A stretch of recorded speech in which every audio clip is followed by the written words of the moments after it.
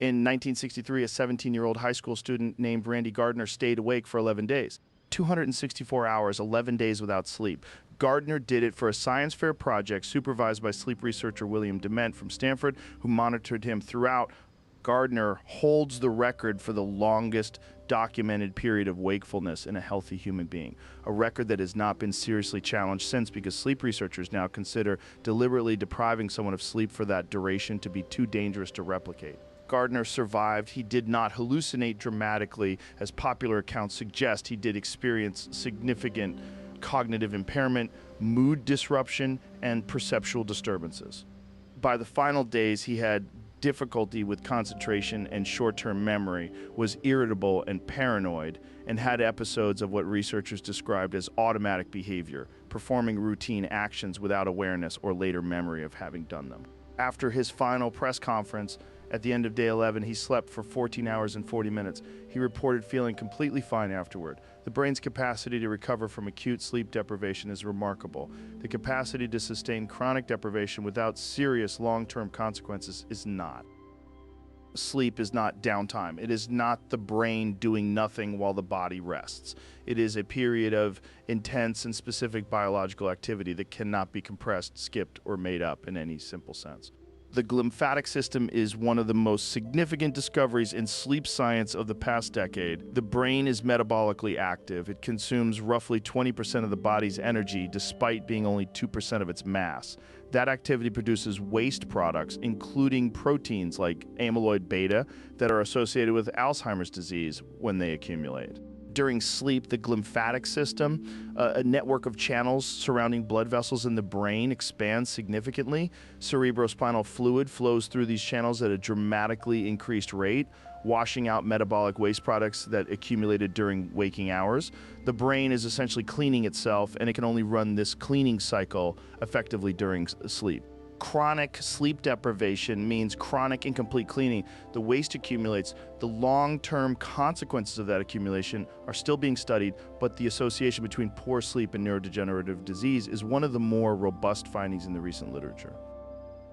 The cognitive effects of sleep deprivation are severe, and people who are sleep deprived are reliably poor judges of how impaired they are.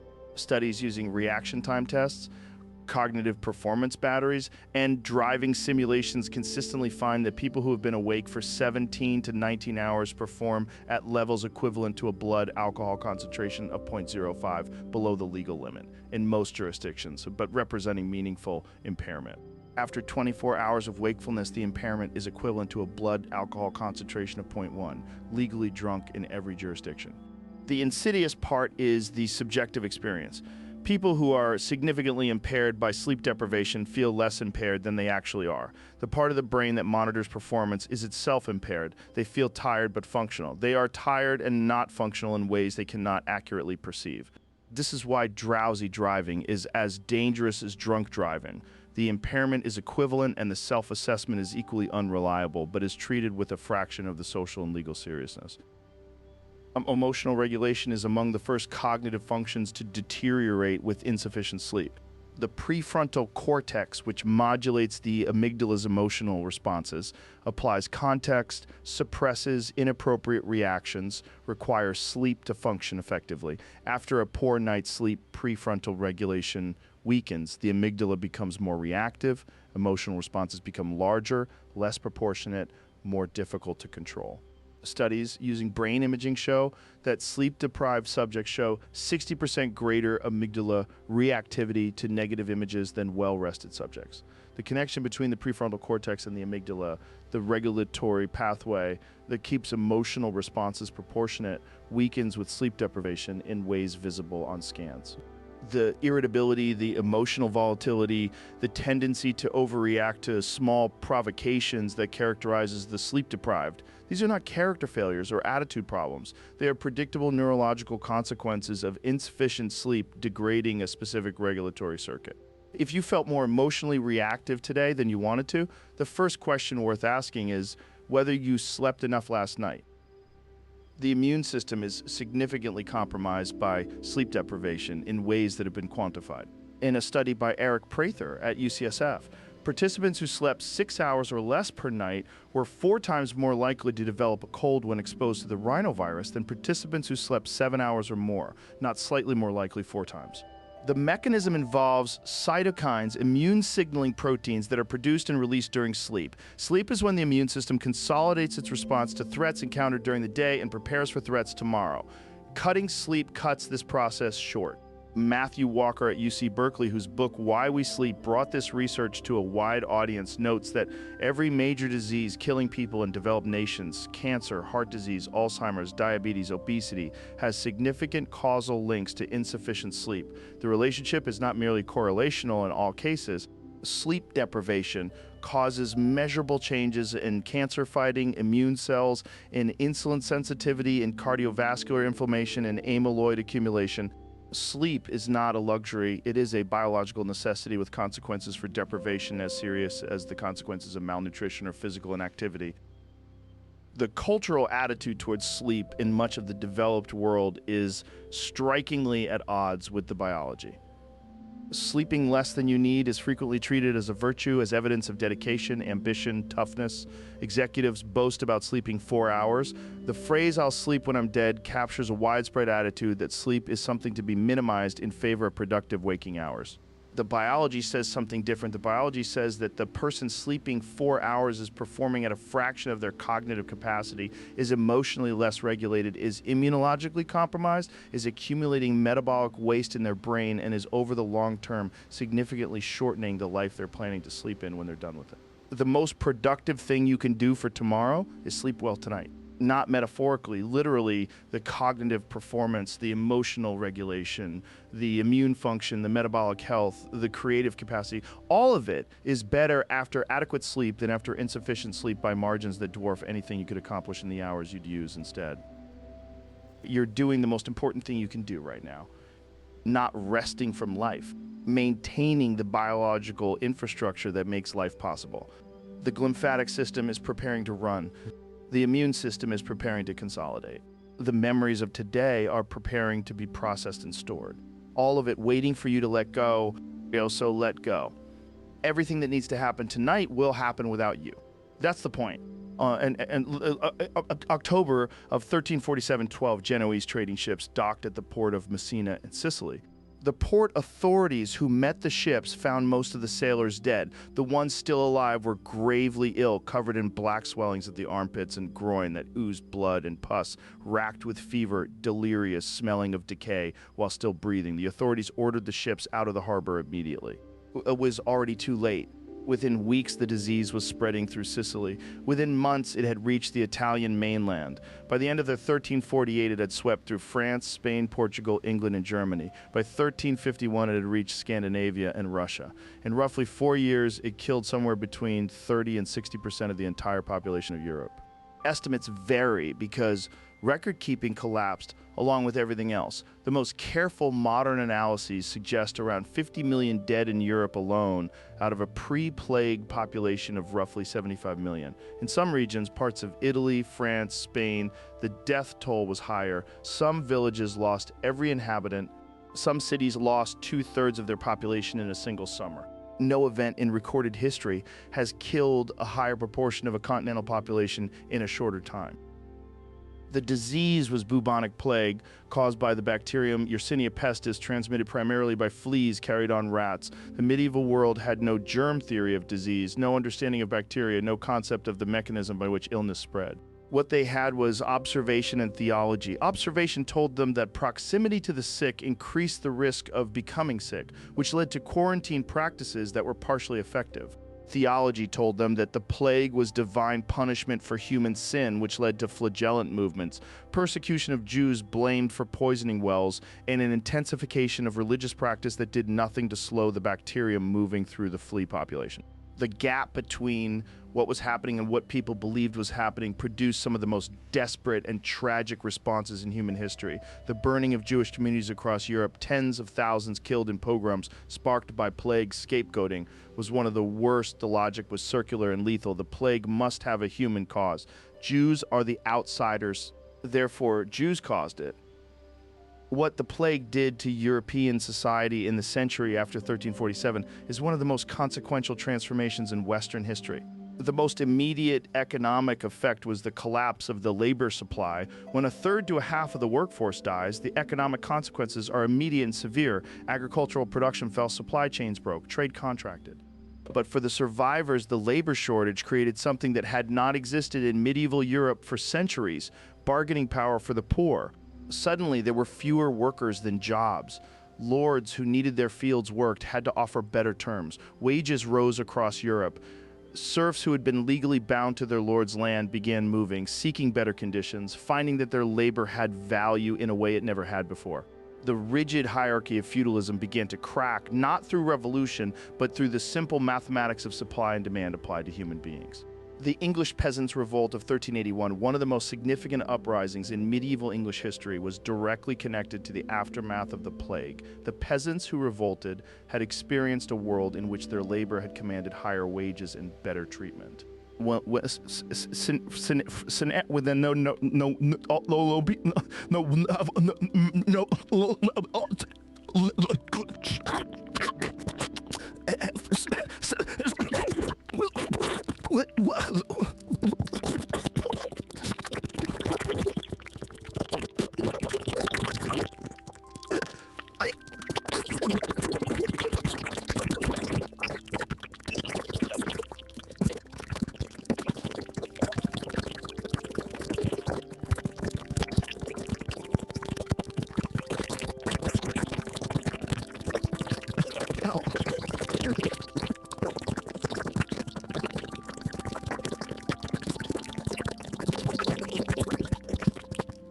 And then people.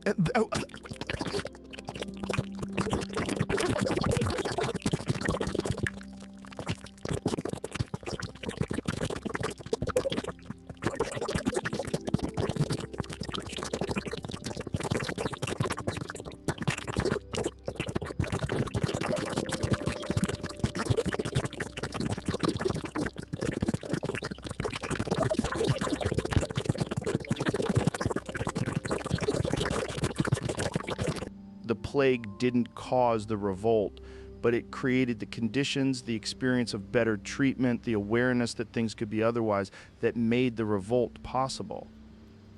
The church's response to the plague damaged its authority in ways that took generations to become fully visible. The clergy died alongside everyone else. Prayer didn't work.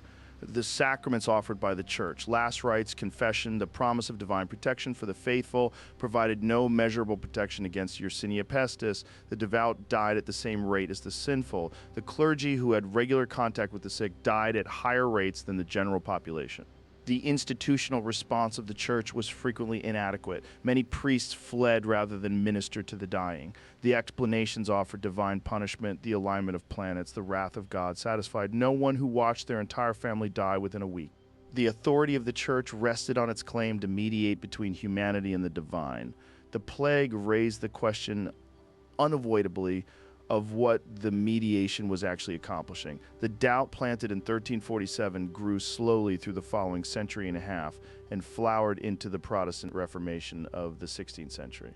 The Black Death didn't cause the Reformation directly, but it loosened the ground in which the seeds of religious doubt could take root. The cultural response to mass death on an unprecedented scale produced some of the most distinctive art in European history.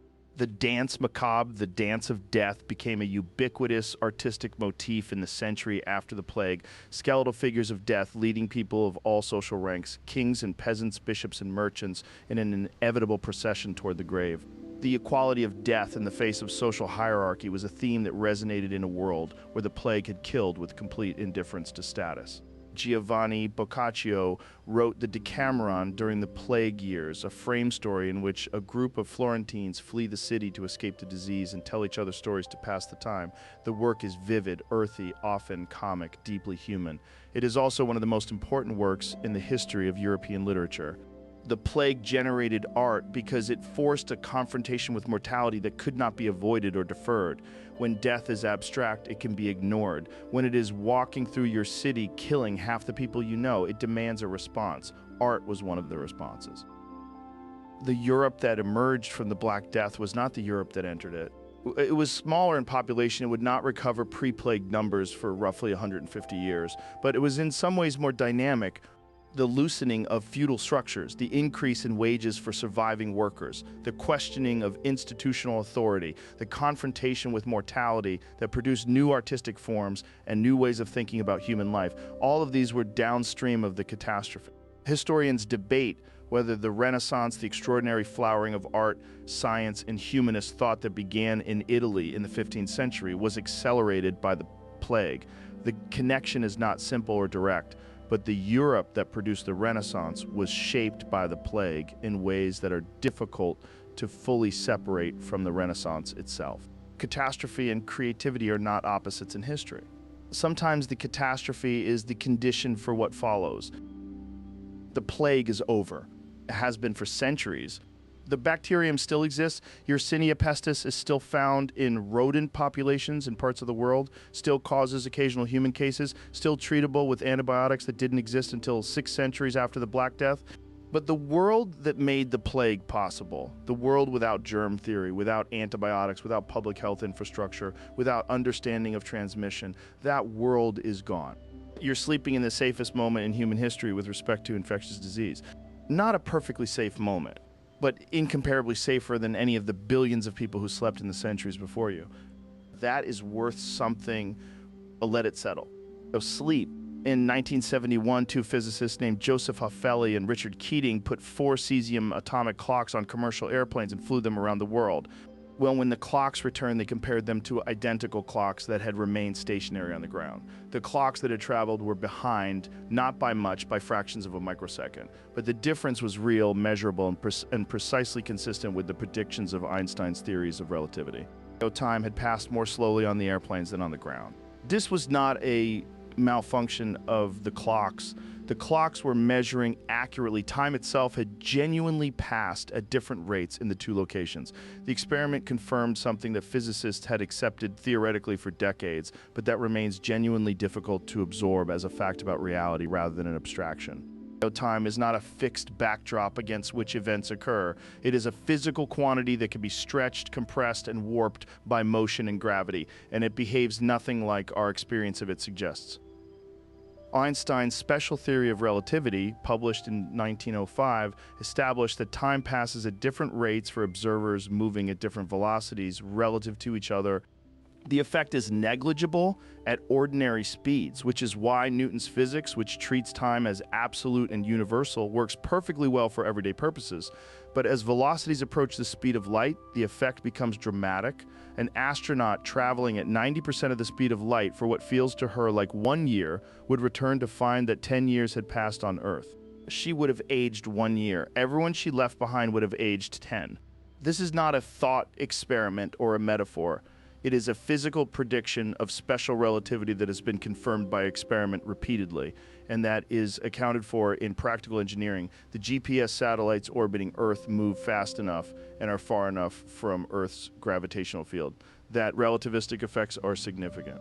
Without corrections for both special and general relativity, the GPS system would accumulate errors of kilometers per day. The corrections are built into the system. Your phone finds you because Einstein was right. General relativity, Einstein's theory of gravity, published in 1915, added another dimension to time's variability. Gravity warps space-time. The stronger the gravitational field, the more slowly time passes.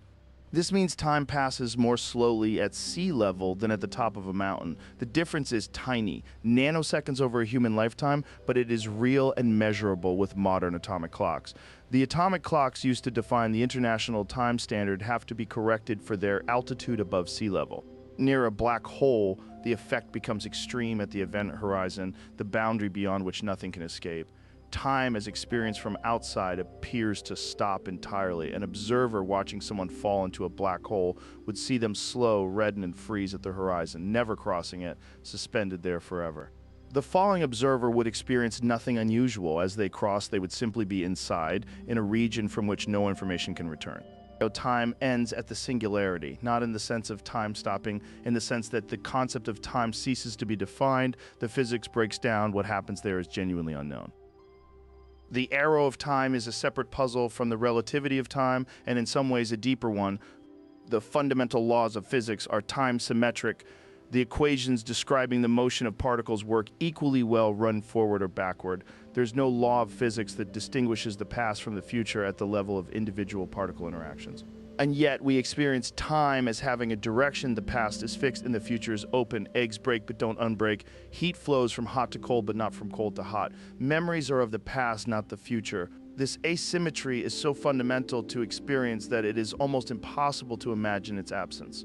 The origin of the arrow of time is one of the deepest unsolved problems in physics. The leading answer involves entropy, the second law of thermodynamics, which says that the total entropy of a closed system tends to increase over time. Entropy is roughly the measure of disorder or the number of possible arrangements of a system. High entropy states are common and low entropy states are rare. The universe started in an extraordinarily low entropy state, the Big Bang, and has been moving toward higher entropy states ever since. The arrow of time points in the direction of increasing entropy. We remember the past because causes precede effects in the direction of entropy increase. We can influence the future and not the past for the same reason. But why the universe began in such a low entropy state, why the Big Bang was so ordered, is not explained by thermodynamics. It is assumed as an initial condition. The deepest origin of the arrow of time remains genuinely mysterious. The present moment is another casualty of physical scrutiny. Relativity establishes that simultaneity is relative. Two events that are simultaneous for one observer are not simultaneous for an observer moving at a different velocity. There's no universal now that applies to all observers everywhere. The present moment, which feels like the most solid and immediate fact of existence, turns out to be observer-dependent and frame-relative. The philosopher of physics, Craig Callender, has pointed out that what we call the present moment is actually a duration, a window of roughly 2 to 3 seconds that the brain integrates into a subjective sense of now. The experience present is a construction of the nervous system with a measurable width. The mathematical instant of now has no duration at all and no privileged physical status. The feeling of being in the present, the vivid sense of thisness and nowness that characterizes waking consciousness, is a neurological construction superimposed on a physical reality that contains no objective present at all. The physicist Carlo Rovelli has argued that time as we experience it, flowing, directional, universal, is an emergent phenomenon, that at the fundamental level of quantum gravity, there may be no time at all. That time is something that appears when you look at the universe from the inside, from the perspective of beings made of matter interacting with other matter, rather than a fundamental feature of reality itself. If he is right, then time is something the universe does rather than something the universe is in, a behavior rather than a container. Well, what that means for the experience of time, for the feeling of moments passing, of a past that is gone and a future that is coming, is a question that physics can raise but not answer. The moment you're in right now will not come again. Not because time is linear, though. It appears to be from where you're standing.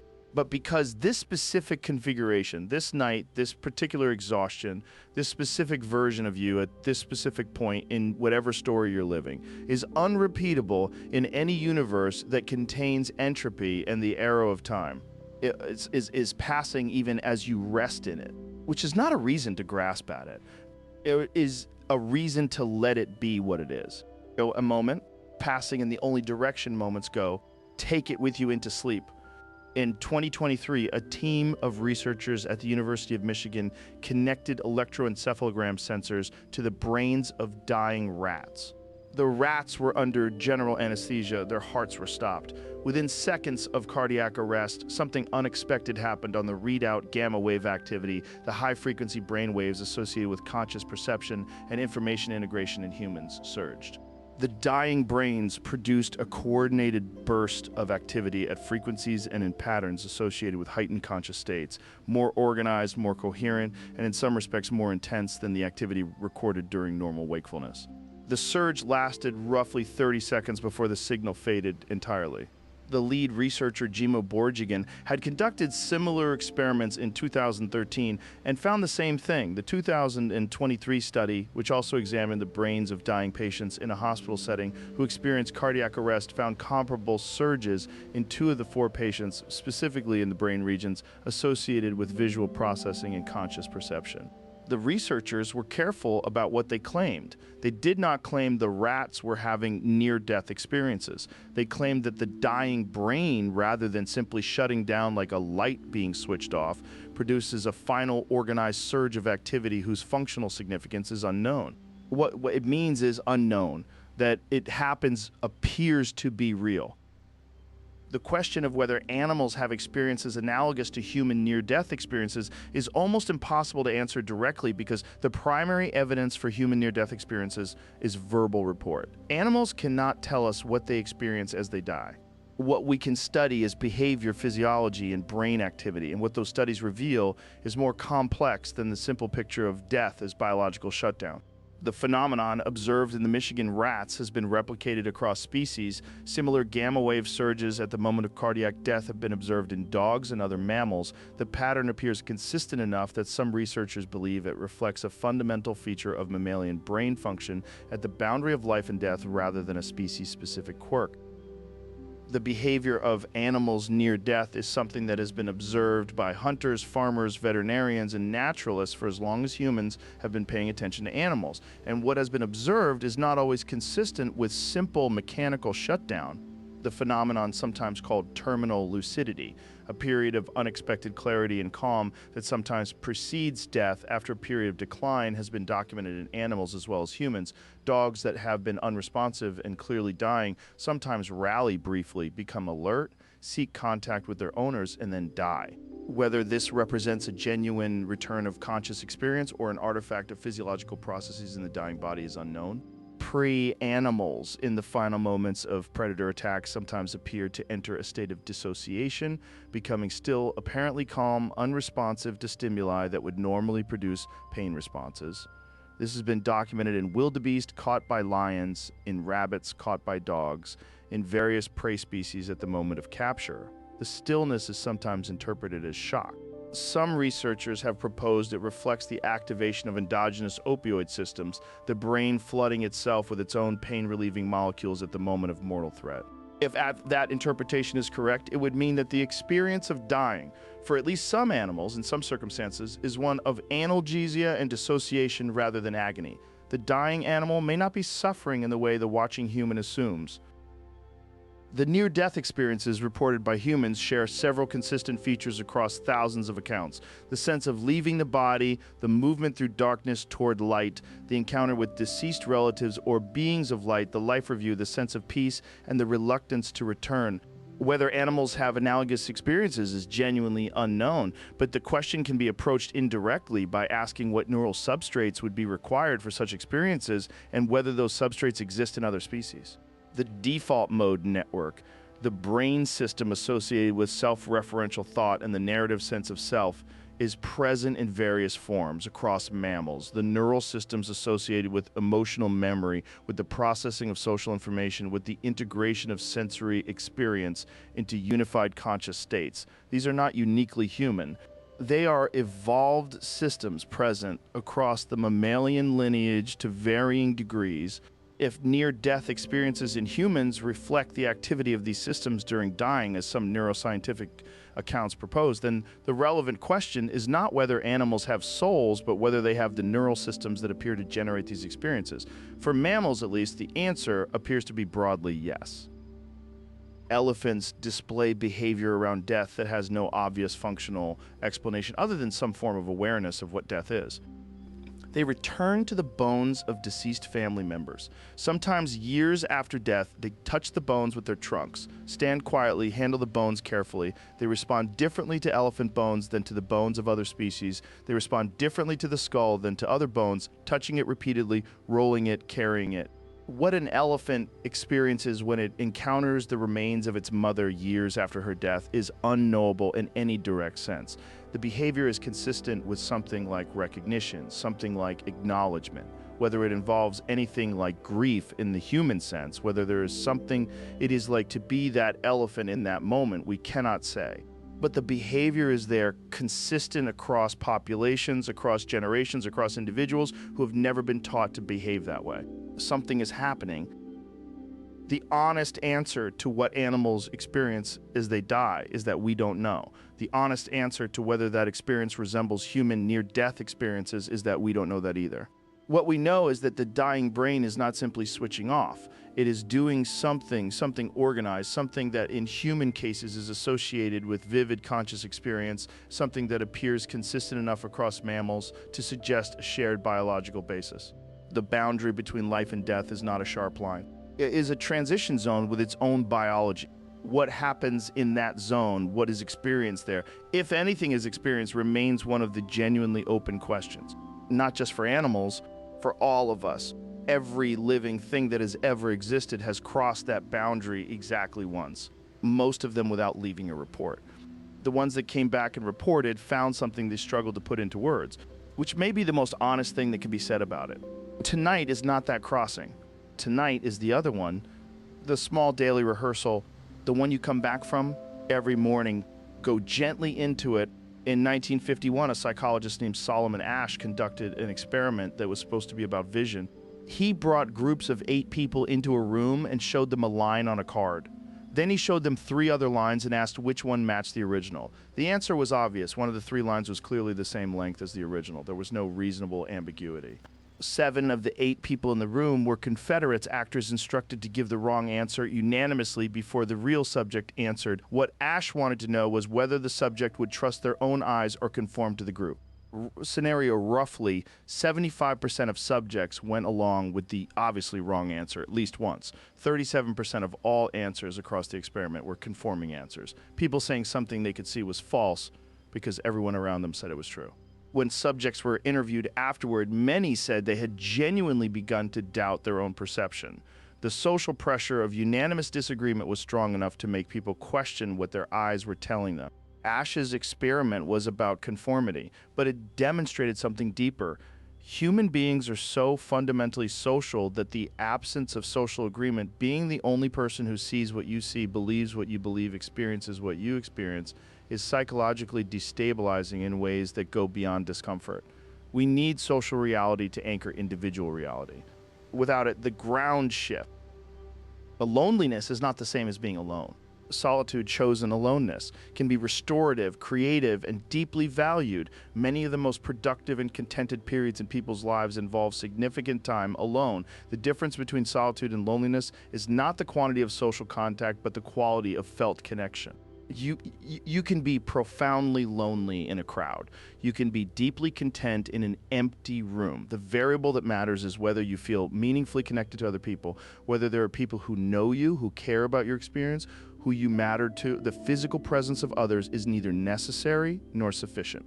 John Cacioppo at the University of Chicago, who spent his career studying loneliness, defined it as perceived social isolation. The key word is perceived. The loneliness is in the gap between the social connection you have and the social connection you need. That gap can exist whether you're literally alone or surrounded by people.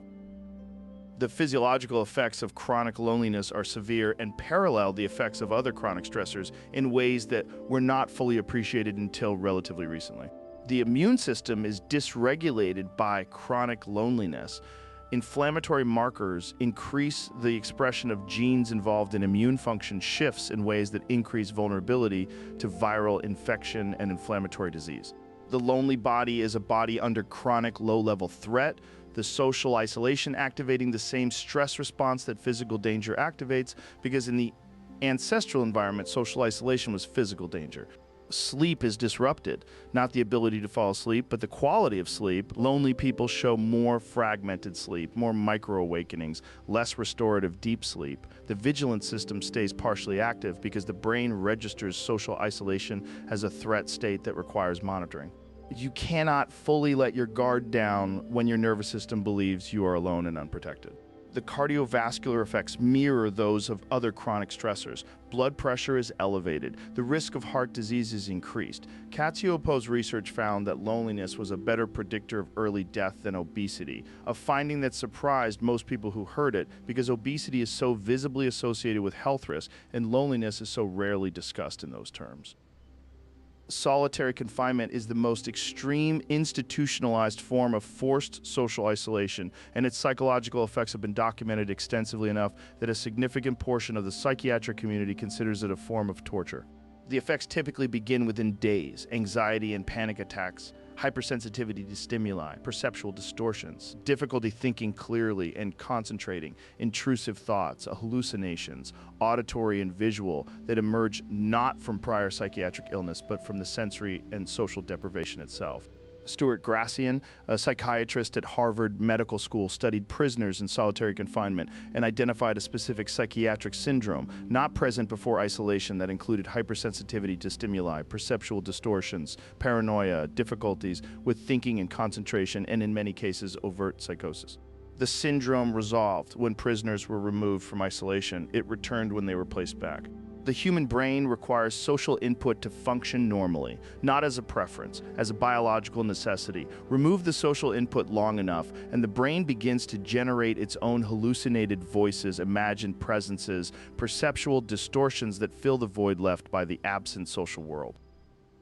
The digital age has produced a paradox that researchers are still working to understand. Social media connectivity has increased the number of social contacts most people maintain and decreased the depth of most of those contacts simultaneously. People have more connections and fewer close relationships, more awareness of others' lives, and less felt connection to specific individuals who know and care about them specifically. The research on social media and loneliness is genuinely complicated. The relationship depends heavily on how platforms are used, by whom, and in what context, but the broad trend of increasing reported loneliness in developed countries over the same period that social media use has expanded is at minimum a coincidence worth examining.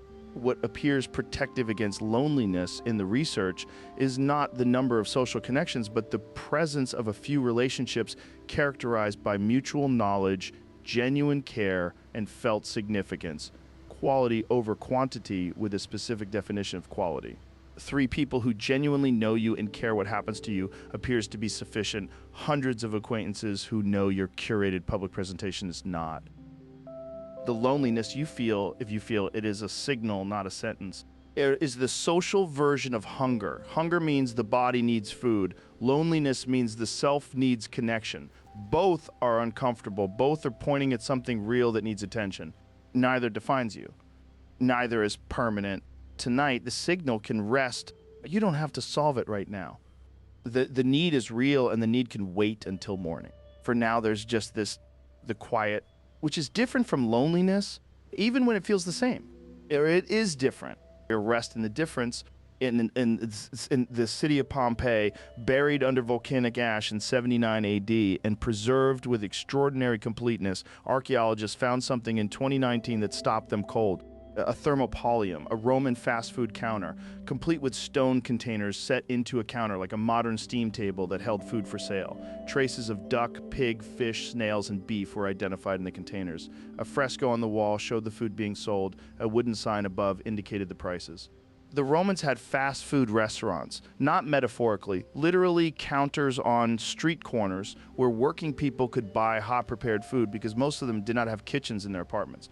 The Thermopolia of Pompeii numbered around 80 in a city of perhaps 11,000 people. Roughly one fast food counter for every 140 residents. The image of ancient Rome as a world of marble temples and senatorial debate dissolves quickly. When you look at how ordinary Romans actually spent their days, what emerges is simultaneously familiar and alien in ways that make it one of the most interesting periods in human history to think about. The Roman day began before sunrise. The city was loud at night. Wheeled vehicles were banned from the streets during daylight hours to manage congestion. So deliveries happened after dark, the noise of carts on stone streets, the calls of drivers, the loading and unloading of goods. All of this happened while most people tried to sleep. The Roman night was not quiet. Dawn brought a different kind of noise. The city woke with it, streets filled, street vendors set up, the bakers who had been working through the night opened their shops. Pompeii had at least 35 bakeries. Bread was a staple food, and most people bought it rather than making it. Partly because home ovens were fire hazards in a city of densely packed wooden apartment buildings.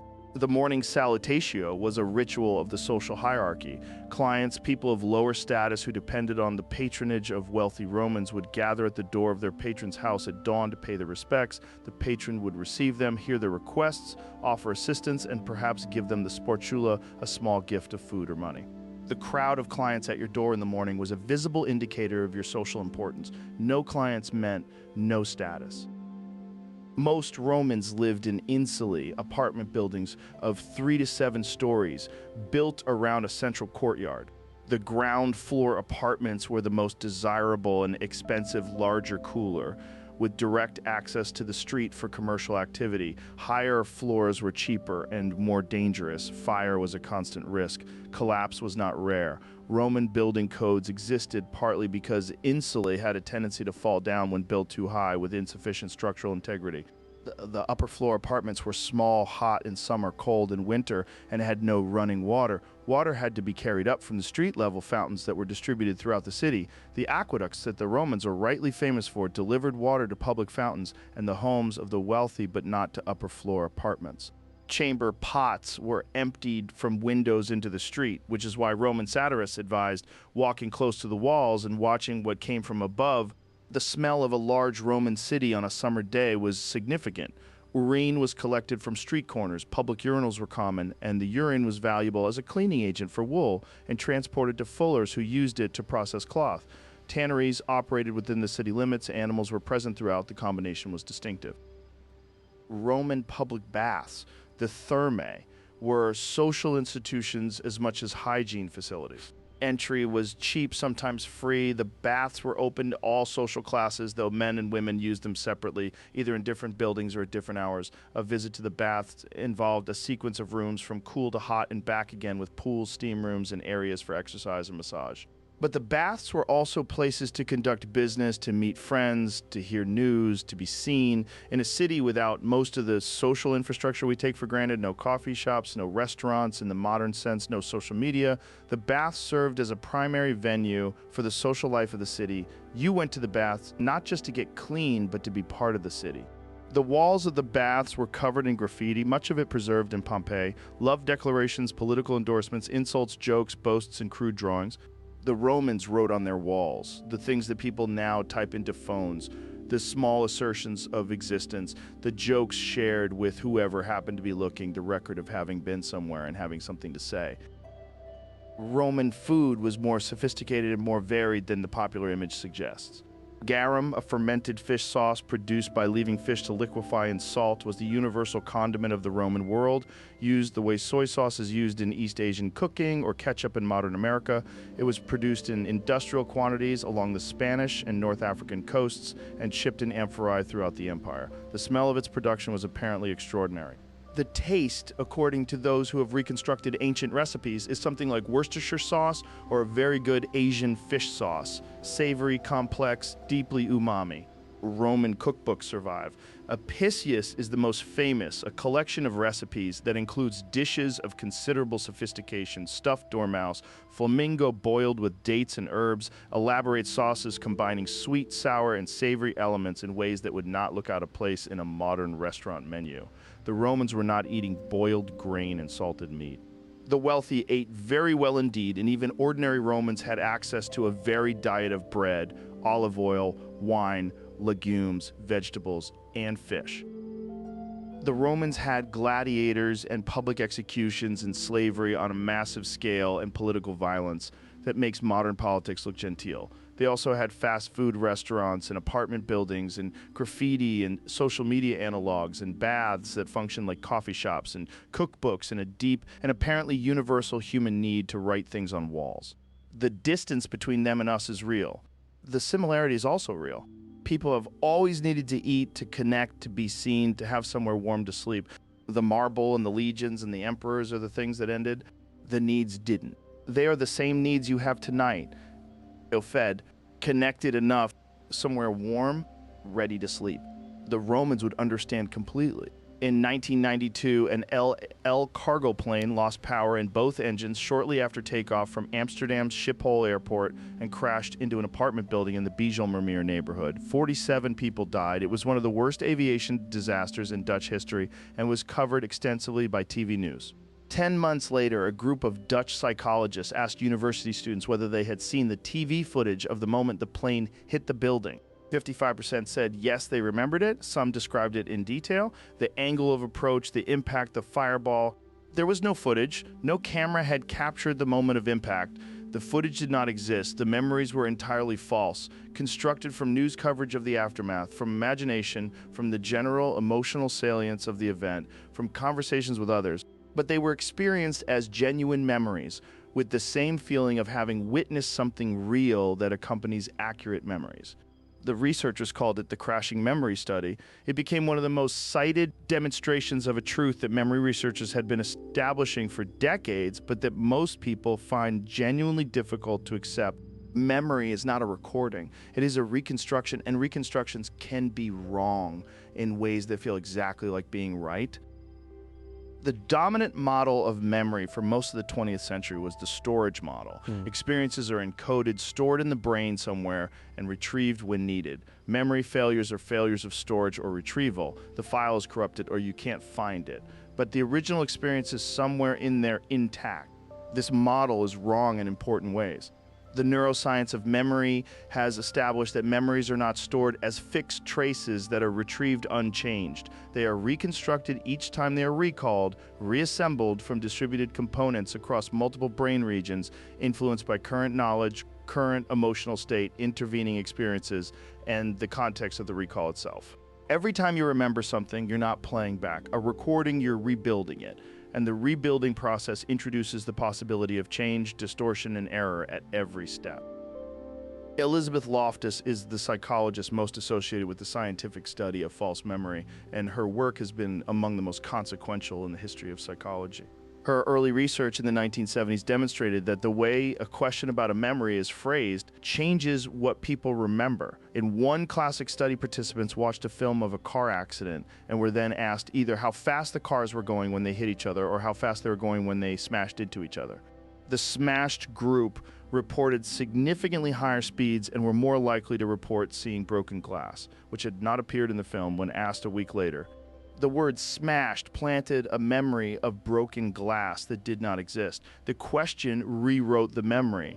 Loftus went on to demonstrate that entirely false memories could be implanted through suggestion. In her Lost in the Mall study, participants were told falsely that their family members had reported a childhood incident in which they had been lost in a mall and rescued by an elderly stranger.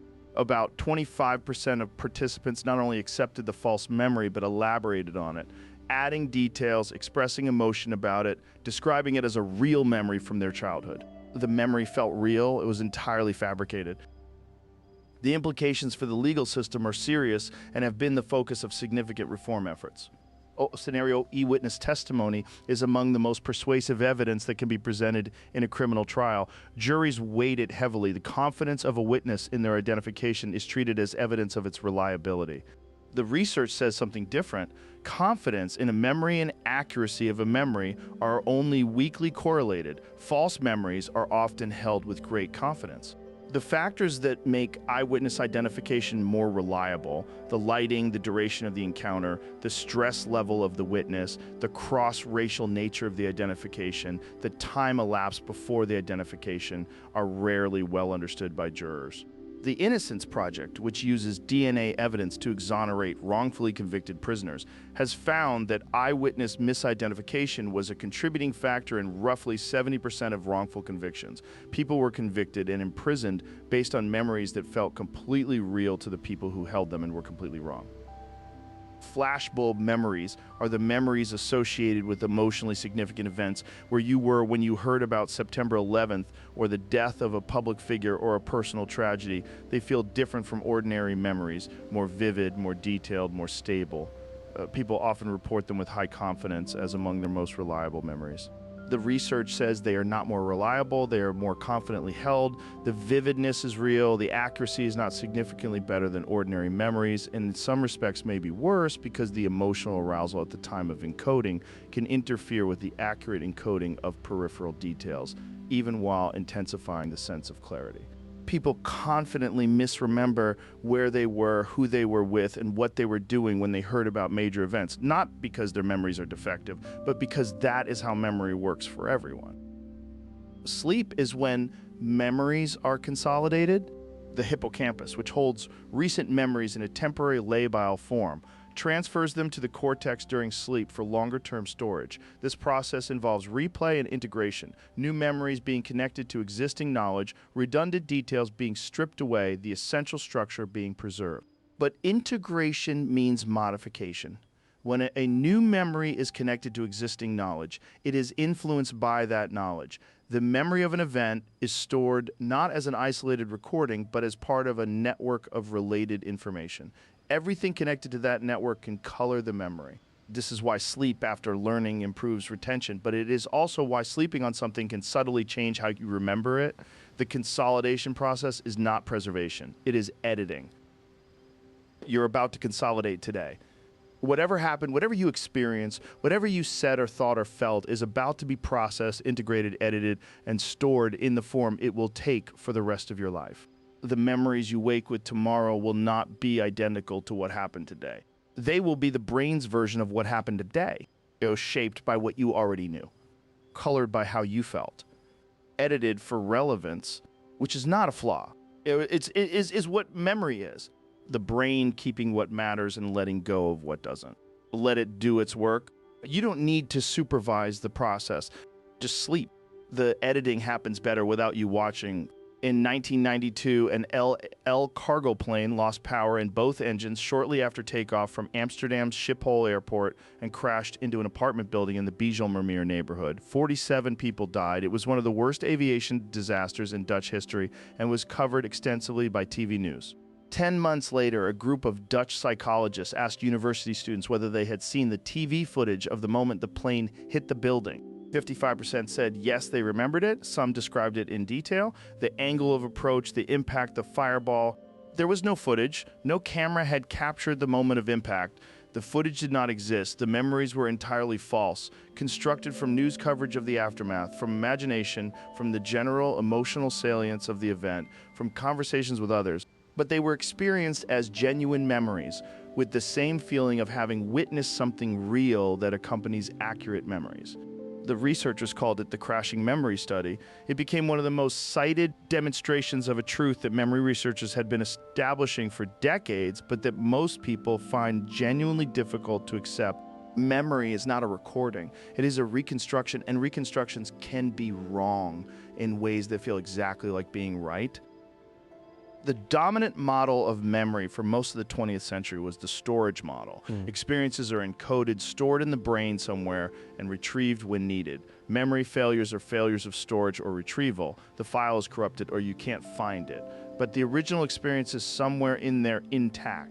This model is wrong in important ways. The neuroscience of memory has established that memories are not stored as fixed traces that are retrieved unchanged. They are reconstructed each time they are recalled, reassembled from distributed components across multiple brain regions, influenced by current knowledge, current emotional state, intervening experiences, and the context of the recall itself. Every time you remember something, you're not playing back. A recording, you're rebuilding it.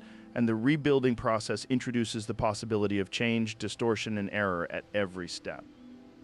Elizabeth Loftus is the psychologist most associated with the scientific study of false memory, and her work has been among the most consequential in the history of psychology. Her early research in the 1970s demonstrated that the way a question about a memory is phrased changes what people remember. In one classic study, participants watched a film of a car accident and were then asked either how fast the cars were going when they hit each other or how fast they were going when they smashed into each other. The smashed group reported significantly higher speeds and were more likely to report seeing broken glass, which had not appeared in the film when asked a week later. The word smashed planted a memory of broken glass that did not exist. The question rewrote the memory.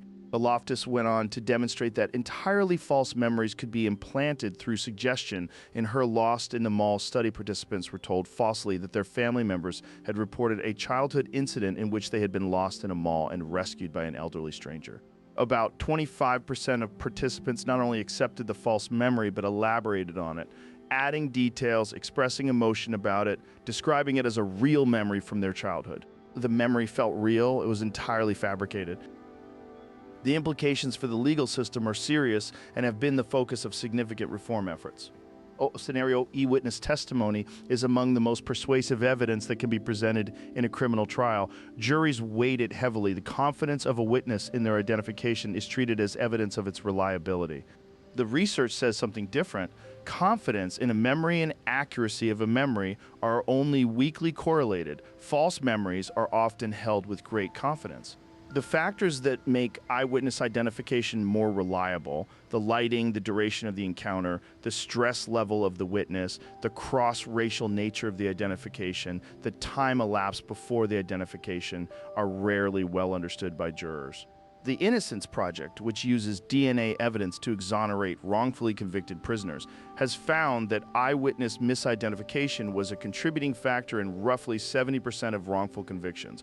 People were convicted and imprisoned based on memories that felt completely real to the people who held them and were completely wrong. Flashbulb memories are the memories associated with emotionally significant events where you were when you heard about September 11th or the death of a public figure or a personal tragedy. They feel different from ordinary memories, more vivid, more detailed, more stable. People often report them with high confidence as among their most reliable memories. The research says they are not more reliable, they are more confidently held, the vividness is real, the accuracy is not significantly better than ordinary memories, and in some respects may be worse because the emotional arousal at the time of encoding can interfere with the accurate encoding of peripheral details, even while intensifying the sense of clarity. People confidently misremember where they were, who they were with, and what they were doing when they heard about major events, not because their memories are defective, but because that is how memory works for everyone. Sleep is when memories are consolidated. The hippocampus, which holds recent memories in a temporary labile form, transfers them to the cortex during sleep for longer-term storage. This process involves replay and integration, new memories being connected to existing knowledge, redundant details being stripped away, the essential structure being preserved. But integration means modification. When a new memory is connected to existing knowledge, it is influenced by that knowledge. The memory of an event is stored not as an isolated recording, but as part of a network of related information. Everything connected to that network can color the memory. This is why sleep after learning improves retention, but it is also why sleeping on something can subtly change how you remember it. The consolidation process is not preservation, it is editing. You're about to consolidate today. Whatever happened, whatever you experienced, whatever you said or thought or felt is about to be processed, integrated, edited, and stored in the form it will take for the rest of your life. The memories you wake with tomorrow will not be identical to what happened today. They will be the brain's version of what happened today, shaped by what you already knew, colored by how you felt, edited for relevance, which is not a flaw. It is what memory is. The brain keeping what matters and letting go of what doesn't. Let it do its work.